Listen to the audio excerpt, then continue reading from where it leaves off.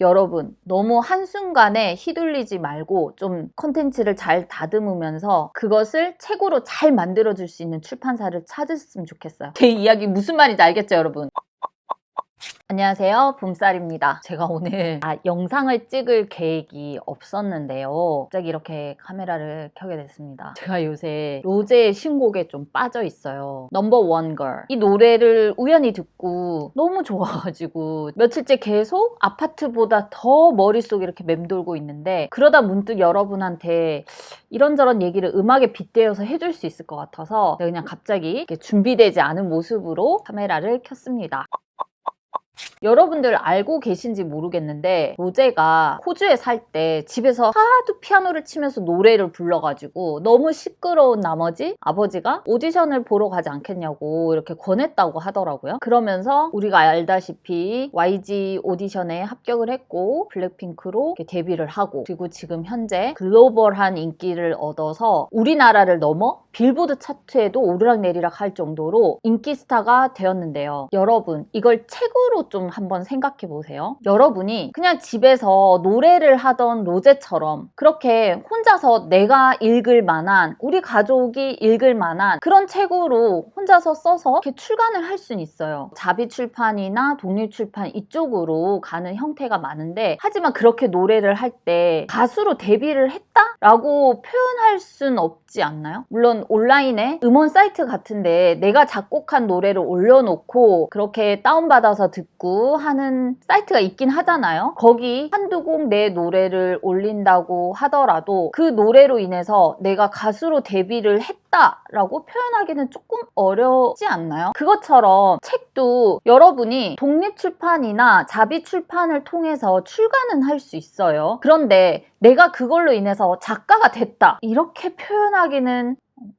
단순히 책을 내는 것이 목적이라면 그렇게 해도 괜찮은데, 여러분이 지금 책 쓰기를 통해서 이루려고 하는 목적은 멜론 차트에 오르고 정말 빌보드 차트에 오르고 이런 것처럼 메이저인 판에서 유명해지고 그 유명세로 인해서 앞으로도 대단한 기회가 생기고 이런 걸 원하고 있잖아요. 그렇다면 저는 제대로 된 출판 루트를 밟아야 된다고 생각을 해요. 출판사를 통해서 정식으로 계약을 해서 이렇게 책이 나오는 것이 실제로 저자로서 내 책을 가졌다, 책을 출간한 저자다, 이렇게 말할 수 있지 않을까 싶은데요.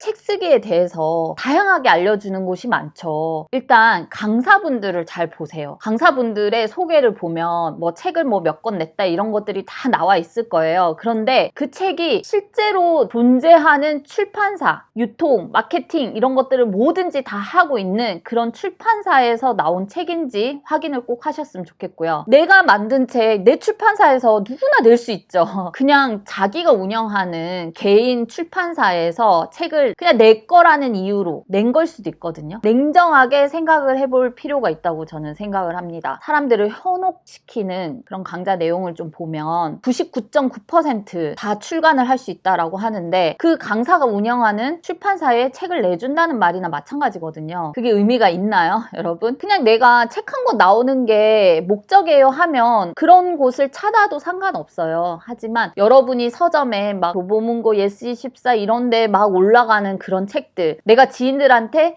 나 책 냈어 이런 책이야 하고 링크를 보내줄 수 있는 그런 책, 그런 걸 만들어 보고 싶다면 저는 좀 더 깊이 생각하고 진행을 하셨으면 좋겠습니다.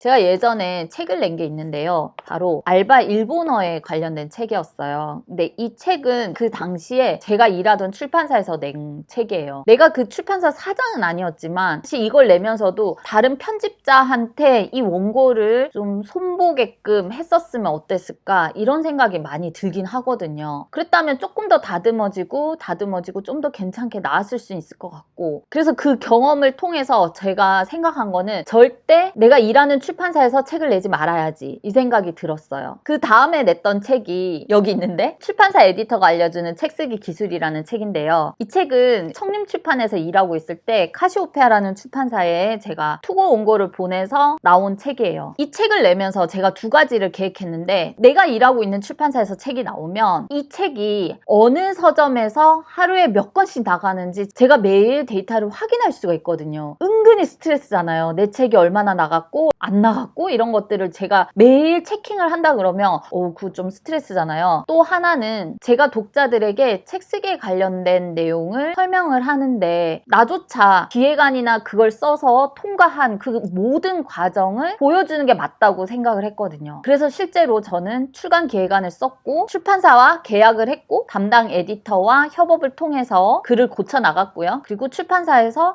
원하는 그런 홍보 마케팅 제안이 있으면 저도 적극적으로 임하고 그런 모든 일련의 과정을 거쳤단 말이에요. 그리고 최근에 나온 책이 이 신문 읽기 시리즈인데 사실 제가 운영하고 있는 더 배우다라는 회사에서 나올 수 있어요. 왜냐면 저희도 출판 등록이 되어 있거든요. 하지만 거기서 내고 싶지 않았던 거는 더 배우다는 출판사로서의 기능보다는 콘텐츠를 만들고 제작하고 즈 라인을 좀 만들어내는 그런 곳이기 때문에 책은 물론 제가 책골처럼 만들 수는 있으나 그런 유통망이나 그런 것들을 다 갖고 있는 출판사에서 내는 게 맞겠다라고 생각을 해서 여기 서사원이라는 출판사랑 계약을 해서 진행을 한 거거든요. 그러니까 여러분이 쓰고 싶은 책도 분명히 잘 맞는 출판사가 있을 거예요. 그 출판사를 통해서 정식으로 책을 써서 나오는 그 경험을 하셨으면 좋겠고요.